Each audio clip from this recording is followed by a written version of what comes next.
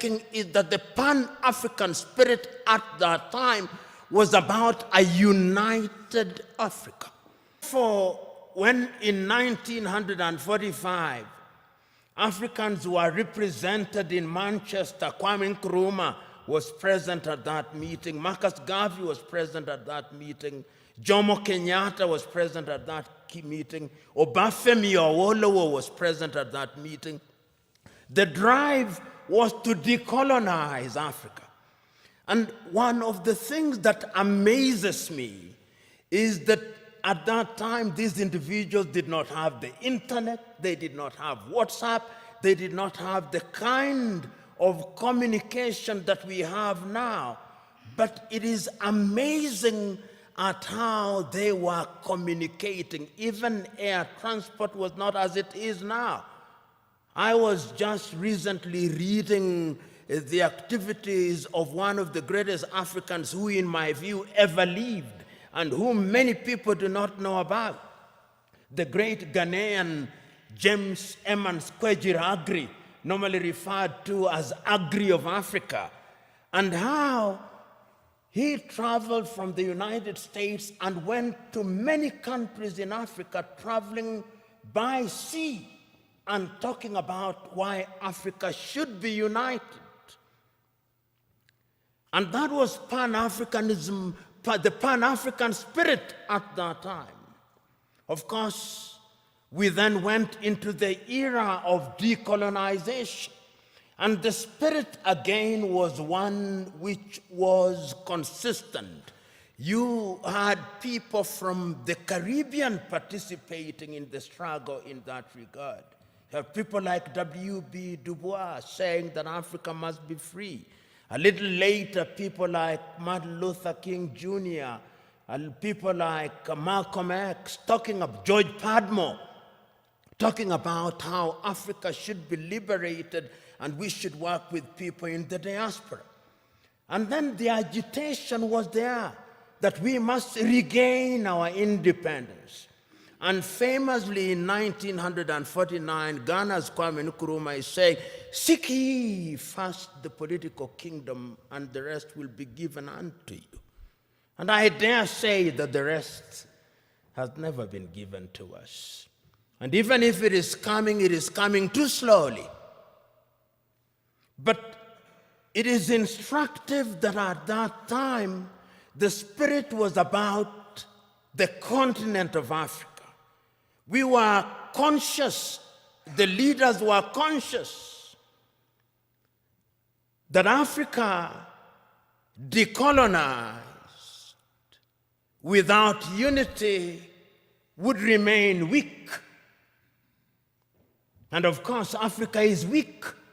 The weakest continent on earth is this continent in which we are, our continent. So the struggle for independence was everywhere across the world, across the continent of Africa. So when on the 6th day of March,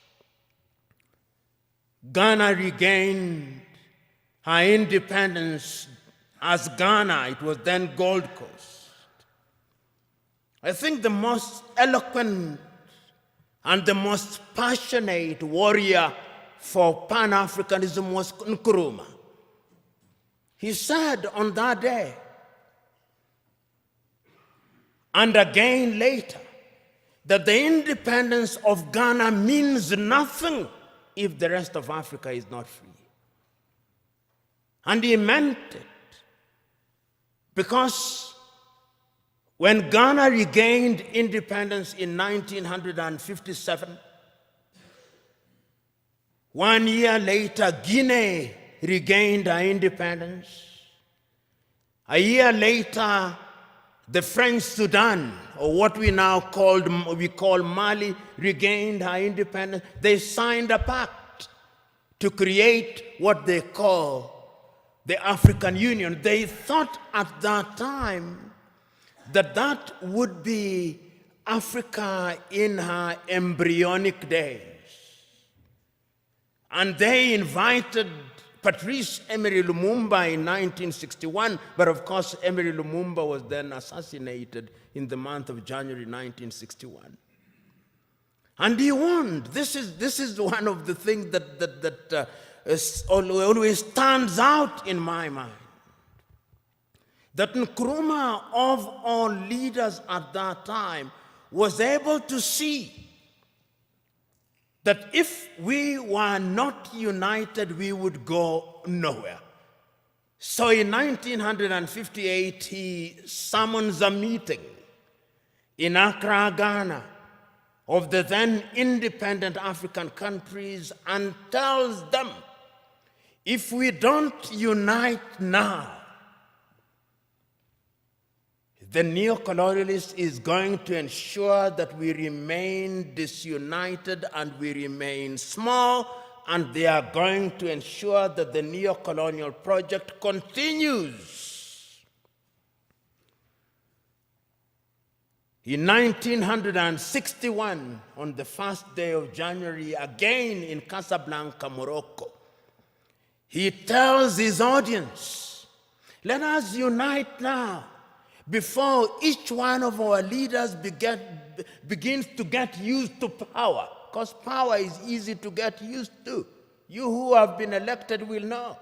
Once you become a minister and you become used to people saluting you and opening your doors, if it happens for 1 month, you will find it very difficult if you lose your ministerial position when there is nobody to salute you and to open your doors. That is how attractive power can be. And he warned the people then.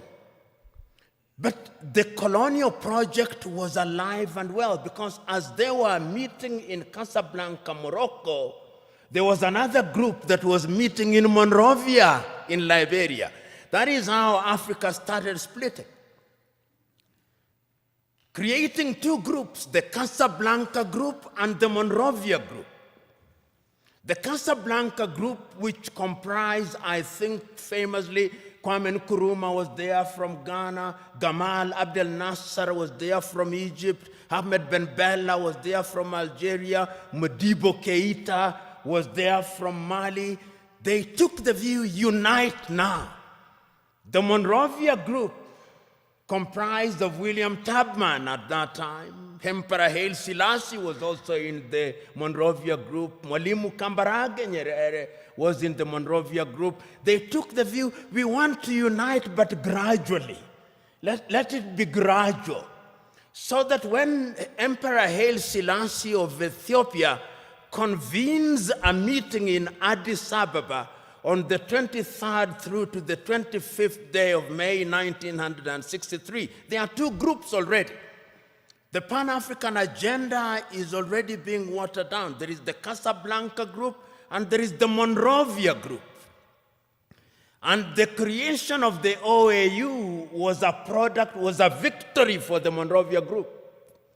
And I want you to, there were 32 heads of states and government who met in Addis Ababa, Ethiopia on the 23rd through to the 25th day of May, the year 1963. And I want you to listen to all of those speeches, or the compilation of them. There is a compilation of them that was made in the year 2013 when we were celebrating the 50th anniversary of the Organization of African Unity.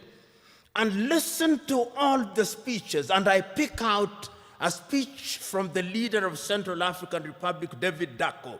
David says, Central African Republic is so small that if we are not a part of an African Union, the French will come again. And they have come again.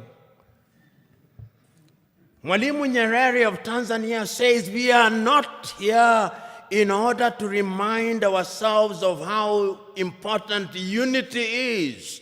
We are here to talk about the unity of Africa. The host, Emperor Haile Selassie of Ethiopia, says, it is important for us to realize that we must make sacrifice for the future, because a disunited Africa will never realize our potential. But the most passionate speech again was that of Kwame Nkrumah. He tells them, let us not live here without one government.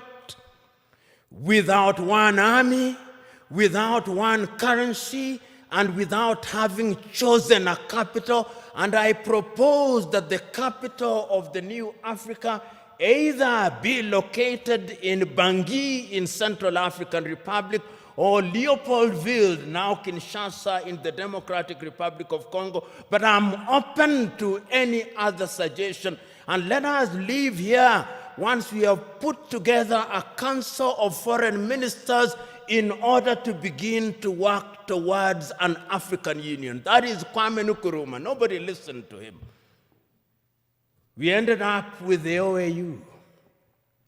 And the story of the OAU can be told and retold. Some say that it was a toothless bulldog. Others say that it was not even a dog.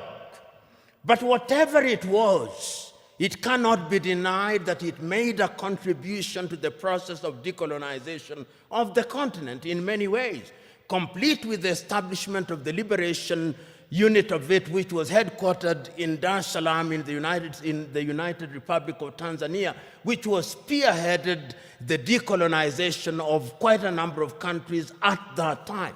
But the point that I'm making